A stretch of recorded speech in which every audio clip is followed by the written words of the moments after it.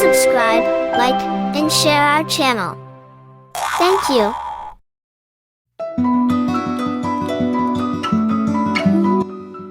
प्यारे बच्चों, ये कहानी है एक भेड़िए और एक शीप के बच्चे की। एक दिन एक शीप का बच्चा अपने झुंड के साथ चल रहा था। बहुत ही खूबसूरत दिन था। आसमान नीला था और हर तरफ हरे भरे घास थे। चरवाहा अपनी बकरियों के साथ थोड़ा ही दूर बैठा था और बकरियां और शीप्स आराम से घास खा रही थीं। कुछ ही देर में उस शीप के बच्चे को खेत के किनारे पर कुछ मीठी और ताज़ा घास मिल गई। वो अपने मज़े में इस मीठी घास को खाने लगा और धीरे धीरे बाकी झुंड से दूर निकल गया। शीप का बच्चा इतने मज़े में मगन था कि उसे वक्त का एहसास ही नहीं हुआ। उसे ये भी महसूस नहीं हुआ कि एक खतरनाक भेड़िया काफ़ी देर से उसे देखते हुए आ रहा है। भेड़िया धीरे धीरे चुपके चुपके से शीप के करीब आता गया और अपनी खतरनाक आंखों से उसे ताकता रहा। जैसे ही भेड़िया शीप के बच्चे के करीब पहुंचा, उसने एक जोर से झपटा मारा। शीप का बच्चा घबरा गया और फौरन से रिक्वेस्ट करते हुए बोला, प्लीज़ प्लीज़ अभी मुझे मत खाओ, मेरा पेट घास से भरा हुआ है। अगर तुम थोड़ी देर इंतज़ार कर लो तो मुझे खाने में तुम्हें और मज़ा आएगा। भेड़िए को शीप के बच्चे की बात समझ आ गई और उसने सोचा कि वाकई में बेहतरीन आइडिया है। भेड़िए ने सोचा, थोड़ा इंतज़ार करने में क्या हर्ज है, आखिर में तो इसे खाने में अच्छा टेस्ट आएगा। तो वो बैठ गया और इंतज़ार करने लगा।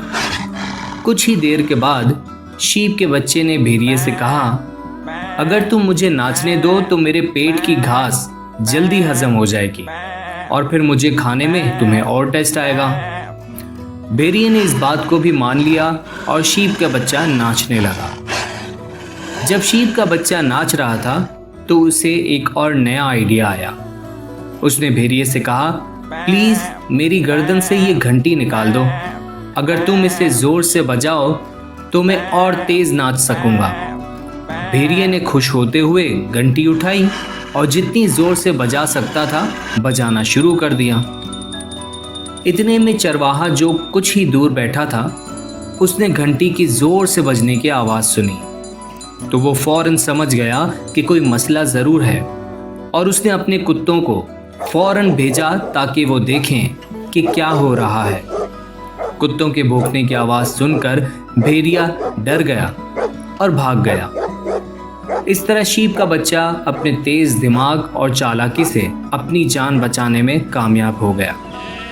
जब चरवाहा और कुत्ते आए तो उन्होंने देखा कि शीप का बच्चा बिल्कुल ठीक है और उस शीप के बच्चे ने मुसीबत को खुद ही दूर कर लिया था।